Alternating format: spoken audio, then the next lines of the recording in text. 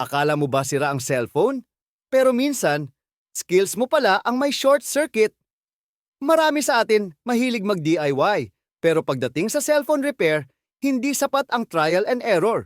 Kailangan ng tamang gabay, tools at hands-on experience para maiwasan ang abono o disgrasya, imbis na maayos.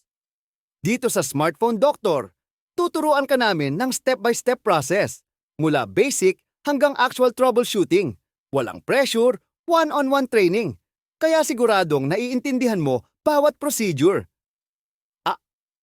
Ang cellphone repair, hindi lang basta trabaho. Isa itong high-income skill na pwede mong gawing negosyo o sideline.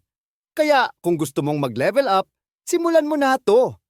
Huwag mong hayaan na guessing game ang repair mo. Ayusin natin ang skills mo para kaya mong ayusin ang kahit anong phone.